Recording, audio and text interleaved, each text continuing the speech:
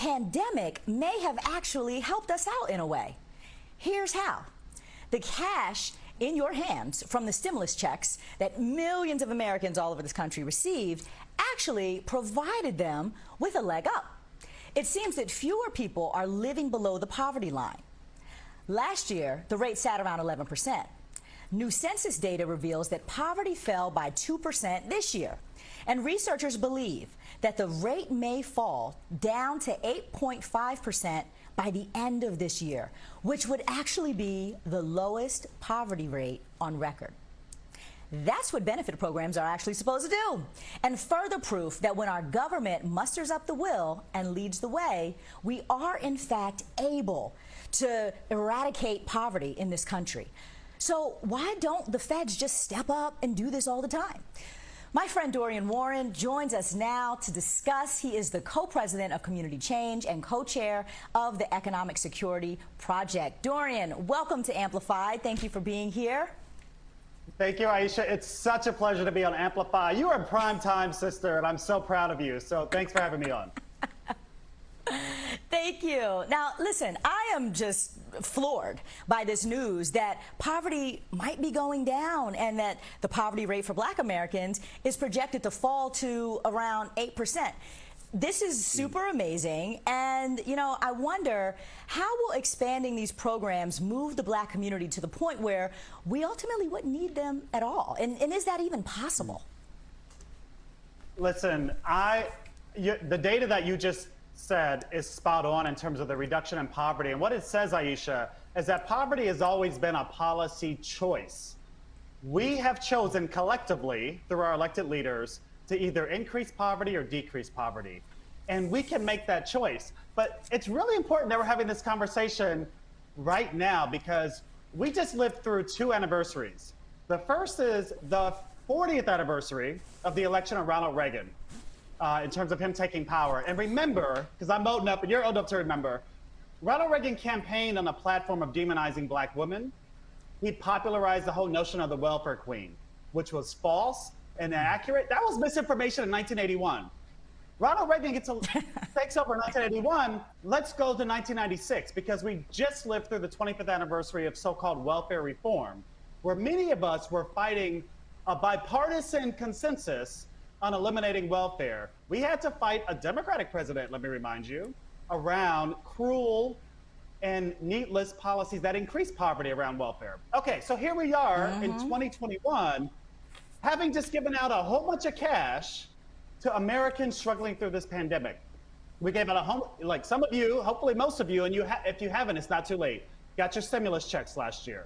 A whole bunch of parents, and Aisha, I'm a new parent, so I'm very happy these days. Yes. A whole bunch of parents got something called the child tax credit, $250 to $300 per kid per month starting in July. And by the way, if you have not filed your taxes, come holler at me, because you can still claim that money from July, from August, and of course, September. So we know we can give out cash to people, no strings attached. And we also have data on what people do with that cash. They spend it on necessities, food, clothes for their kids, school supplies, paying off debt. It's not like folks are going to the corner store buying alcohol and cigarettes, which is the myth that's been around for a long time. So it's all about political will, Aisha. We have the ideas. It's about the power to make different choices. Mm-hmm.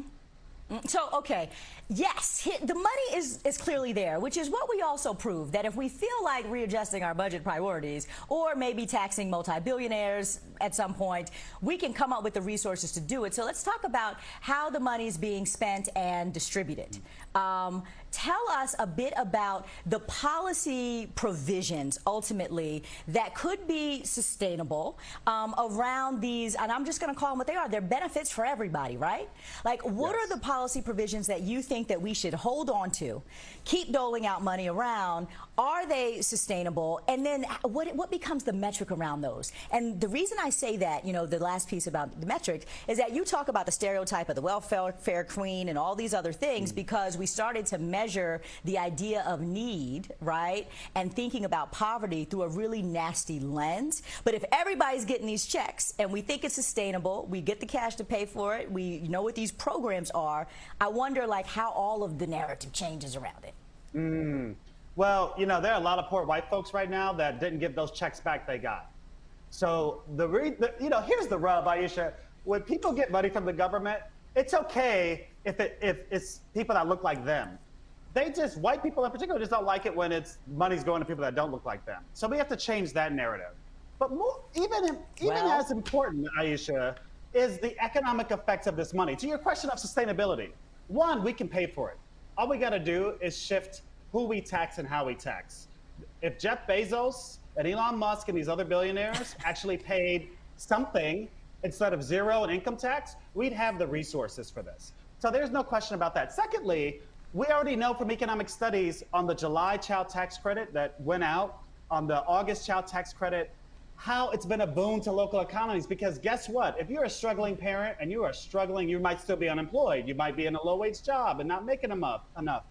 We know that folks are going to spend that money in their local economies. They're going to spend it to buy milk or diapers or whatever necessities they need to get by this week.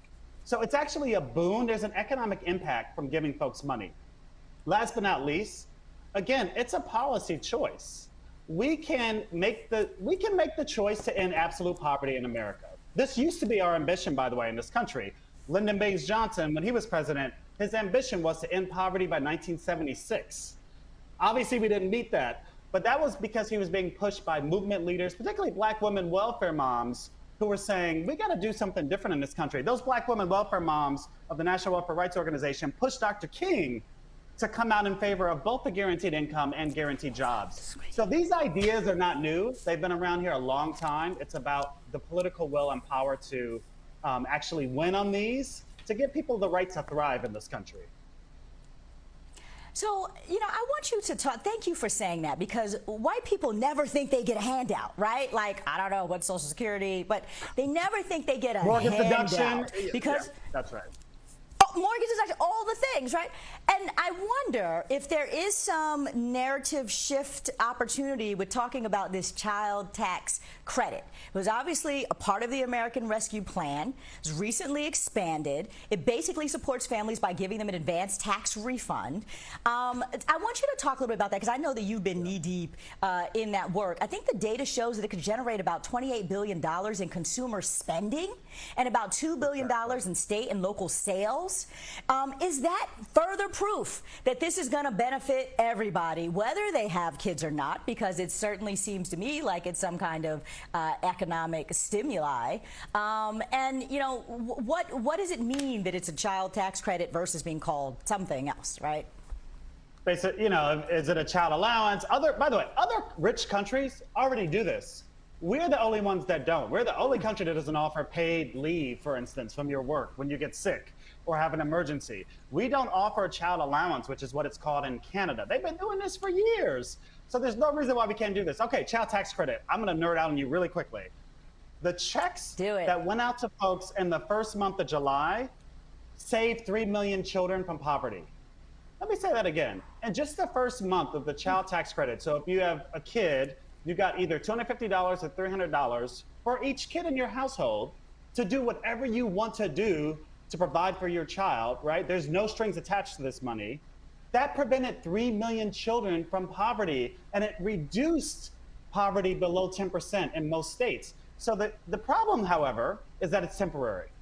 It's a temporary expansion as part of the American Rescue Plan. And so we have to fight, and I'm in the midst of the fight now, to make it permanent, to make sure that every parent or caretaker for a child gets this money every month for the life of the child, right? Until the age of 18. That should be a no-brainer. And I think, because I know that our good friend Heather McGhee you're going to be talking about her book if you haven't already. I think the narrative question you asked me is about, well, she'll have all the answers for that, because we have to get out of the zero-sum thinking. We have to get out of the zero-sum thinking. She's got to break it down for you for sure and say, you know what, I need to be in solidarity with my fellow residents and citizens of this country, because when our kids succeed, we all succeed. It's like, it's a notion of linked fate. This is how Black people have always operated in this country. My fate is tied to your fate, Aisha, and therefore my kid's fate is tied to your fate and your kid's fate. And so what is the problem? What is the barrier to investing in our children? Roughly 1 in 3 Black kids lives in poverty. 1 in 2 black kids born in poverty will stay in poverty their entire lives. That's a racial caste system. That's definitely not a democracy. And we should be angry about it, but we should also channel that anger into action. We can make these folks in Congress and in the White House make different policy decisions, but it's important for us to aggregate our power to do so. Well, we're going to keep amplifying all of this, Dorian, and you got to come back and talk to us about, you know, what we can continue to do to keep the pressure on Congress to keep this going. Thank you so much for joining me. This has been a fascinating conversation, and we will have you back. Thank you, Aisha.